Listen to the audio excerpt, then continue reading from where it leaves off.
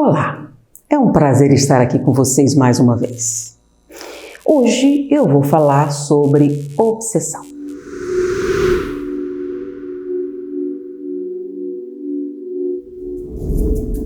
No vídeo anterior eu falei sobre perturbação espiritual e o seu significado.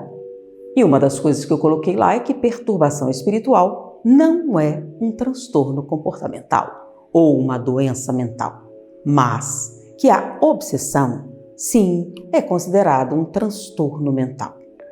Peraí, a ciência considera isso? Não. Ela é a causa. É um fenômeno espiritual que causa uma alteração que pode ser extremamente significativa do comportamento e que, em muitos casos, é confundida com a esquizofrenia, com a paranoia, com vários transtornos de origem física e mental. Peraí, físico e mental? Existem transtornos que têm origem física. Você tem, por exemplo, um desequilíbrio metabólico. Isso altera o seu comportamento. Você tem um transtorno comportamental, mas a causa é absolutamente física. É um problema orgânico que causou esse desequilíbrio. Por exemplo, determinadas glândulas produzem hormônios e os hormônios afetam a maneira com que nós nos comportamos, porque eles interagem com outras substâncias que estão no cérebro. Então, por exemplo, um excesso muito grande de testosterona pode alterar, sim, o seu equilíbrio? Sim. Então, digamos, você tem um diagnóstico de borderline e descobre que você tem um problema na suprarrenal. Como assim?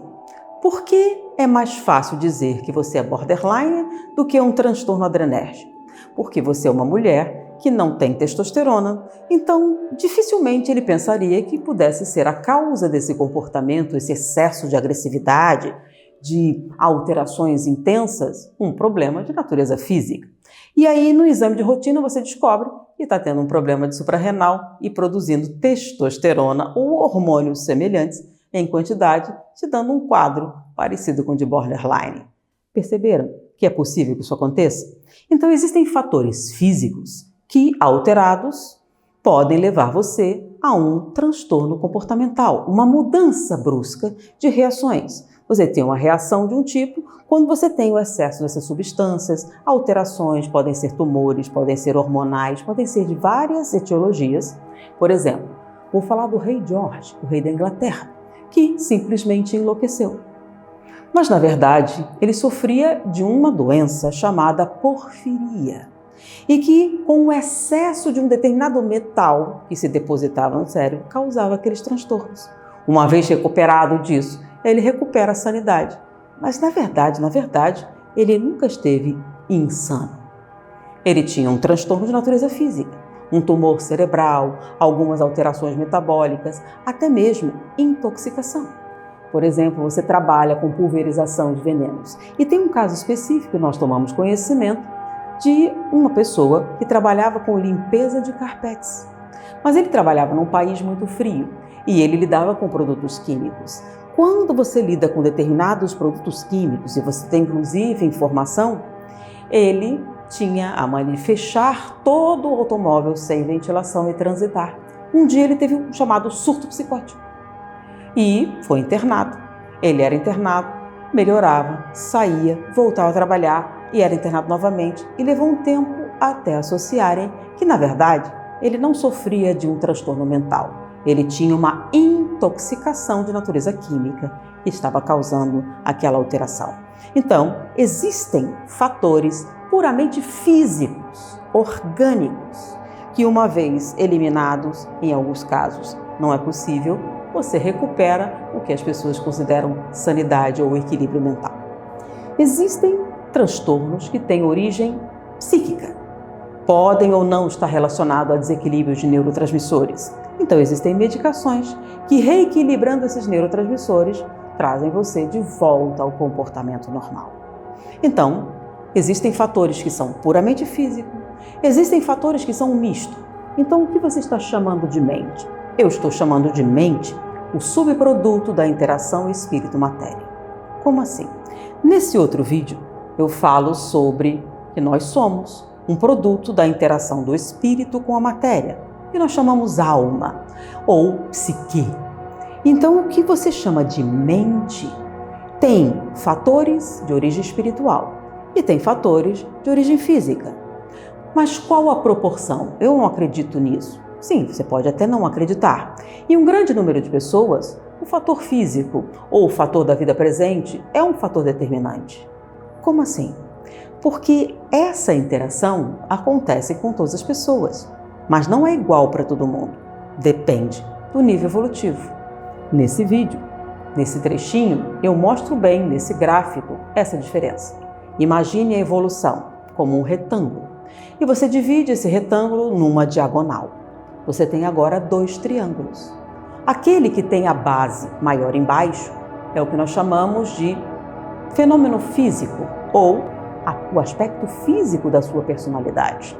E esse outro triângulo que tem a base para cima é o que a gente fala de influência espiritual.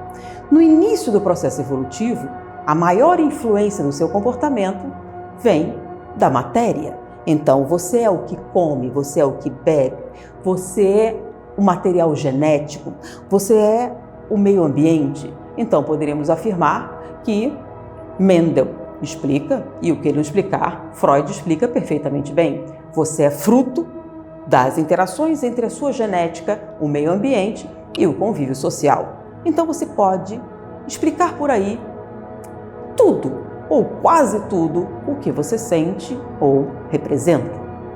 E o componente espiritual existe? Sim, mas é uma parte insignificante. Então você tem 99% de influência material para 1% de influência espiritual.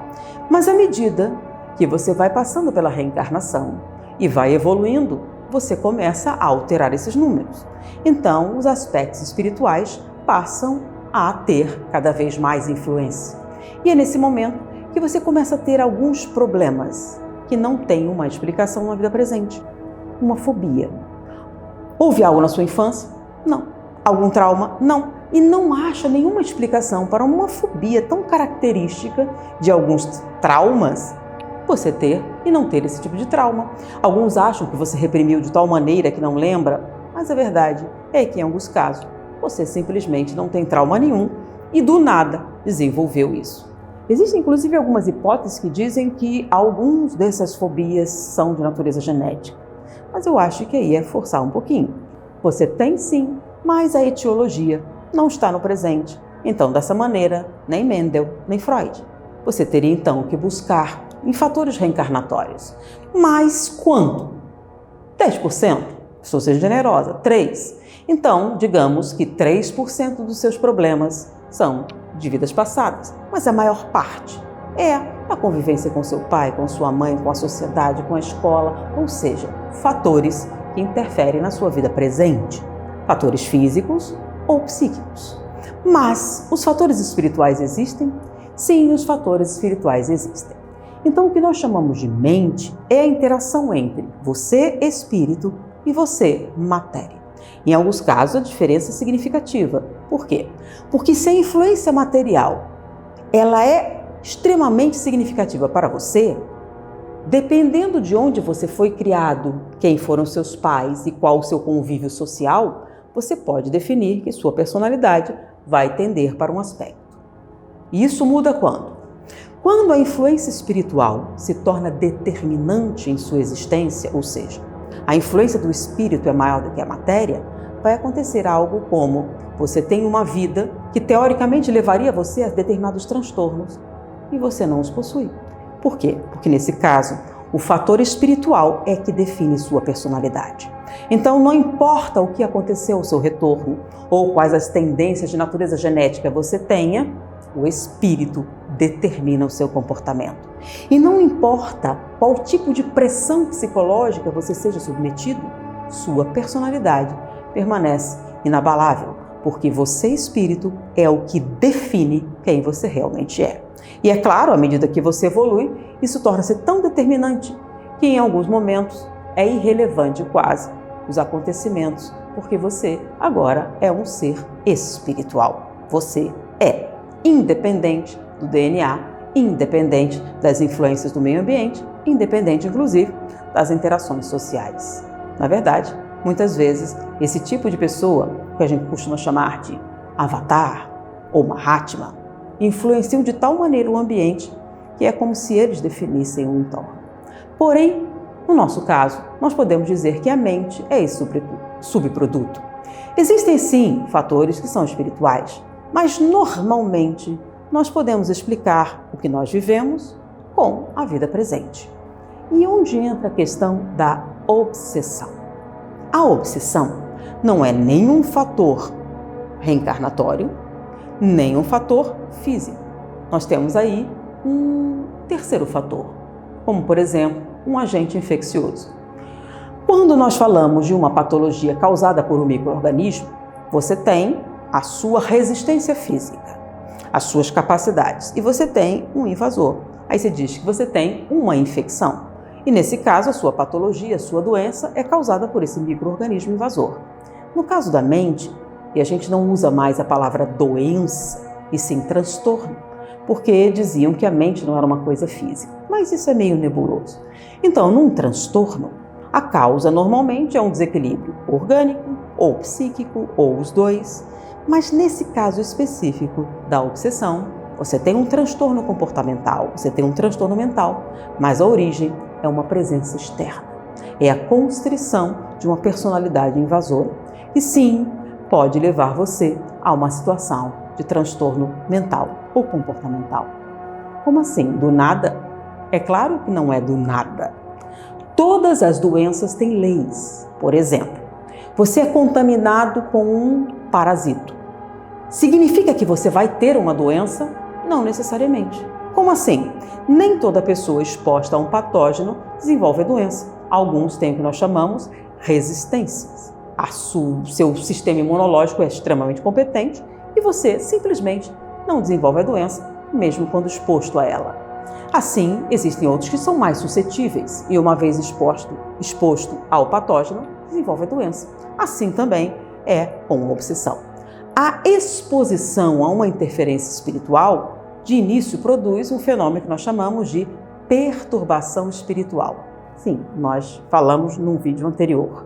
Perturbação espiritual não é uma doença mental ou transtorno, é uma contingência da vida. Somos expostos a interações e isso causa, podemos dizer, um desequilíbrio. E aí você tem alguns sinais. Nós falamos, lembra? Nós temos mal-estar, mau humor e irritação. Mas você ainda é você. As decisões são suas. Você está aborrecida mais do que o normal, porém a resposta que você dá ao aborrecimento é a resposta que você daria normalmente ao aborrecimento. Então qual a diferença? Você só responde antes da hora, porque o seu limiar de tolerância foi alterado pela presença desse incômodo. Ou seja, tudo o que você faz porque quer. Faz porque assim é que você se comporta diante de um problema. Uma alteração comportamental significa que você não é mais você. Muitas das suas reações estarão extremamente alteradas. Você, em estado normal, jamais faria algo assim. É isso que caracteriza o que nós chamamos de transtorno mental ou transtorno comportamental. E uma interferência espiritual pode se tornar um transtorno mental? Sim, é o que nós chamamos de obsessão. Então, quando alguém fala, eu tenho um espírito perturbador, não significa que a pessoa é obsidiada. Significa que ela tem um perturbador espiritual. Mas isso pode evoluir? Sim, isso pode evoluir para um transtorno mental. É quando esta perturbação, que nós descrevemos no vídeo anterior, evolui para um transtorno. Então, o que nós chamamos de sinais de perturbação espiritual, lembra? Mal-estar, mau humor, irritação. Só para dar uma recordada. Mal-estar, uma coisa ruim que você não sabe definir. Mau humor é um equilíbrio na maneira com que você observa a realidade. Irritação, limiar de tolerância ao desconforto. Esses três juntos e não tendo nenhuma outra etiologia. Como assim?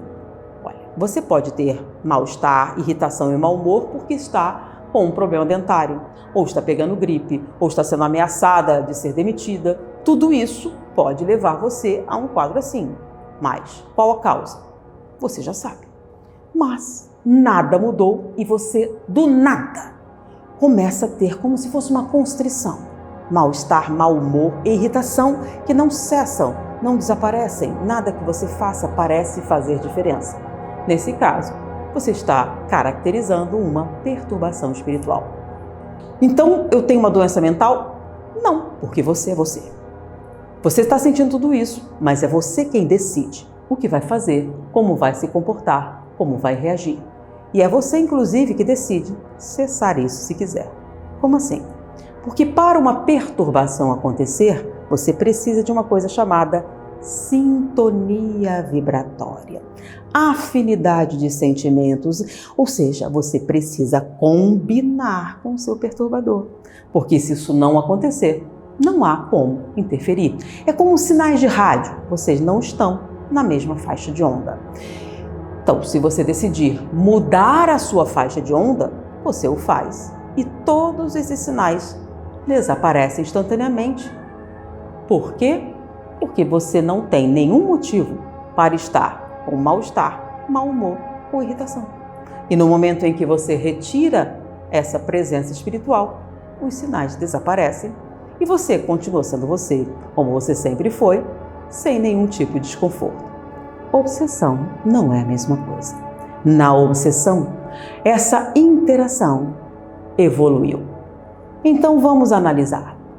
Nós temos o nosso campo vibratório, que é quando nós externamos as nossas ideias. Algumas pessoas podem discutir a sua presença, mas nós podemos detectar isso em várias circunstâncias.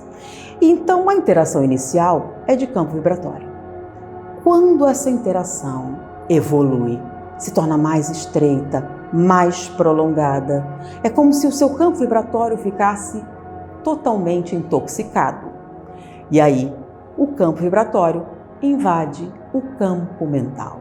O campo mental é onde nós temos ideias, nossos pensamentos, a base do comportamento. No momento em que o campo mental é invadido, nós temos uma pequena alteração da percepção da realidade. E quando essa alteração da percepção da realidade acontece, a nossa resposta comportamental não é mais calibrada pela realidade, é calibrada pela interferência espiritual.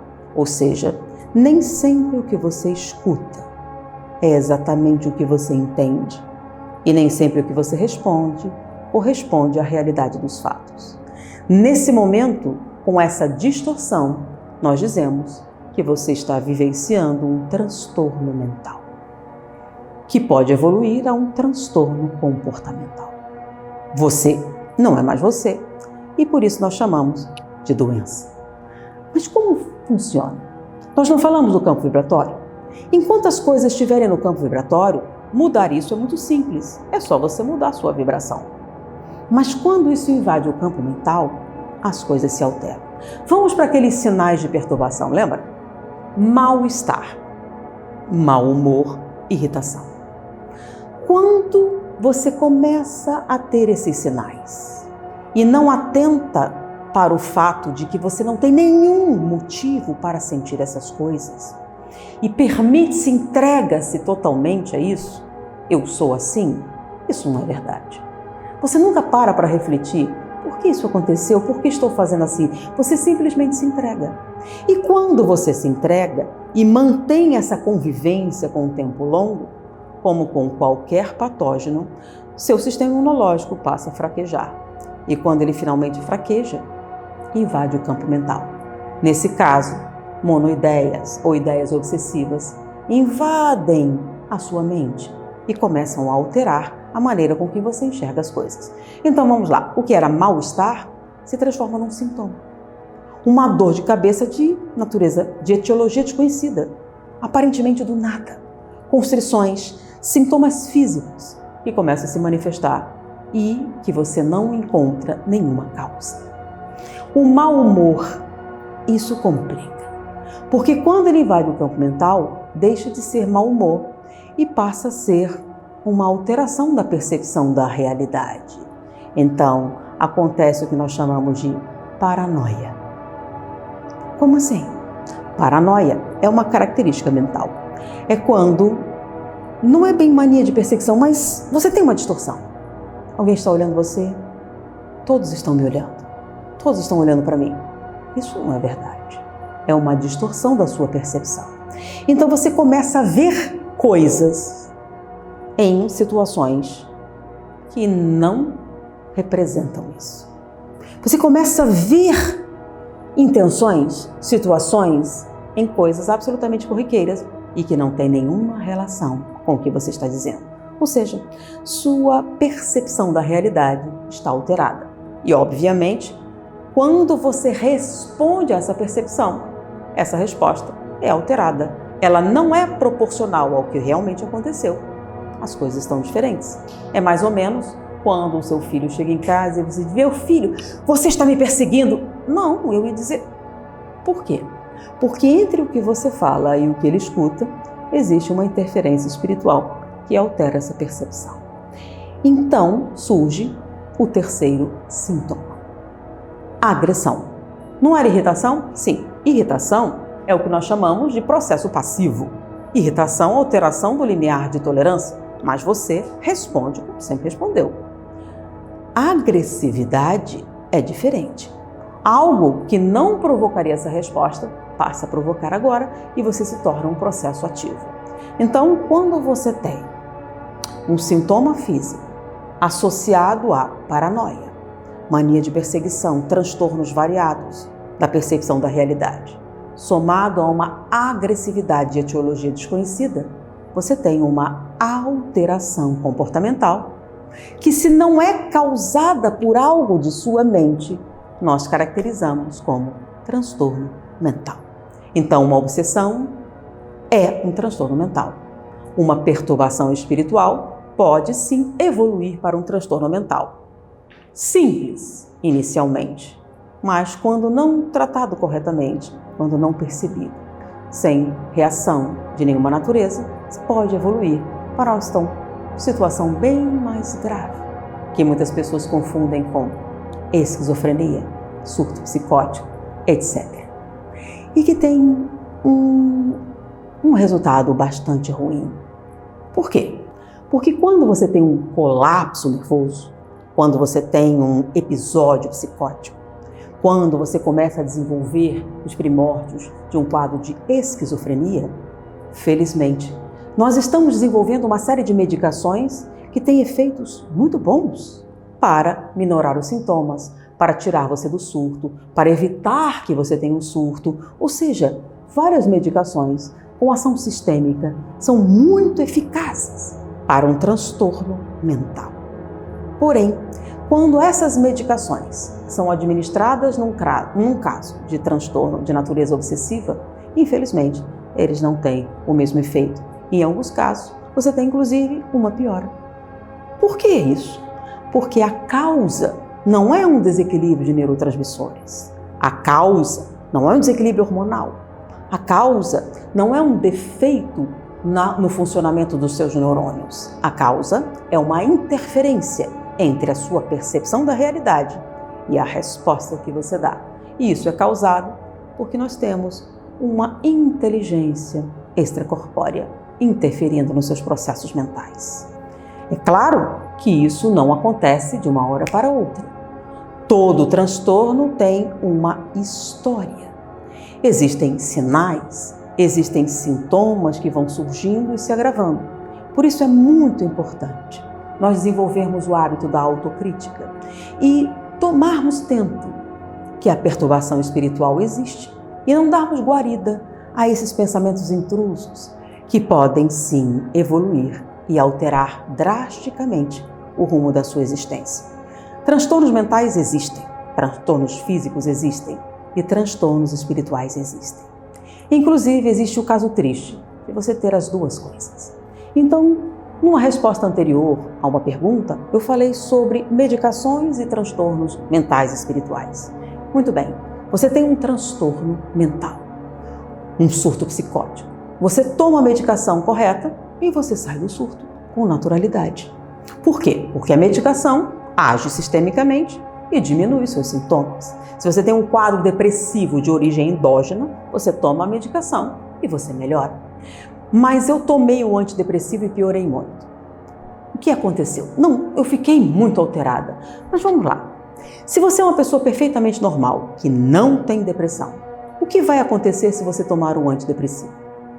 Você vai sentir sonolência, dependendo do tipo, um sono significativo. Mas espera aí, a pessoa deprimida não está sonolenta e fica melhor? Sim. Porque no caso da depressão, existem sobrecargas sensoriais e a medicação impede que isso aconteça. E você que estava deprimida, acorda e reage. Mas se você não tem nenhum desequilíbrio hormonal, quando você administra a medicação, você sente o quê? Sonolência. Então não tem um antidepressivo que te deixe louquinha. Isso seria anfetamina ou determinadas drogas, não um antipsicótico, não um antidepressivo.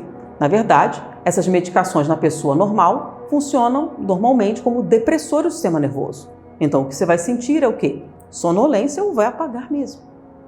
Então, se você toma um remédio, um psicotrópico, que teria na pessoa normal esse efeito e é como se tomasse um estimulante, o que na verdade aconteceu foi que ele causou uma depressão nas suas funções cognitivas e liberou para as interferências espirituais. Isso acontece com todo mundo? É claro que não. Sim, para alguém que sofre de um transtorno de natureza obsessiva. Então a medicação tem esse efeito paradoxal. Digamos que nós temos uma pessoa com um quadro de oligofrenia, de automutilação. Nesse caso, a indicação seria um psicotrópico que haja no transtorno. O que acontece quando a pessoa com este quadro, com esse diagnóstico, toma a medicação correta? Ela melhora, ela sai do surto, deixa de se machucar e você vai dizer, olha, melhorou muito.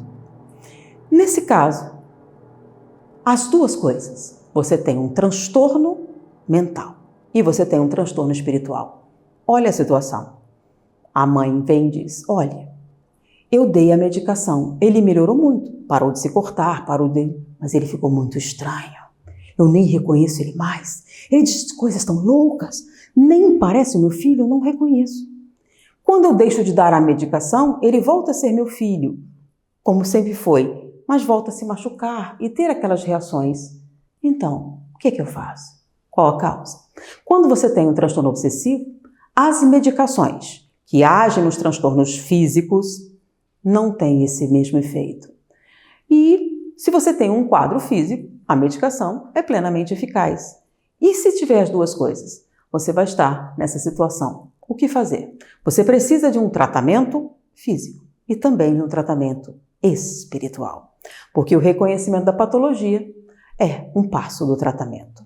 Então, sim, existem transtornos mentais e comportamentais, cuja origem é espiritual. São muito tristes, muito lamentáveis, mas podem ser tratados. Existe tratamento, mas o melhor tratamento de todos é o que nós chamamos de profilaxia. É não permitir que esse quadro evolua. E como vou saber disso? É simples.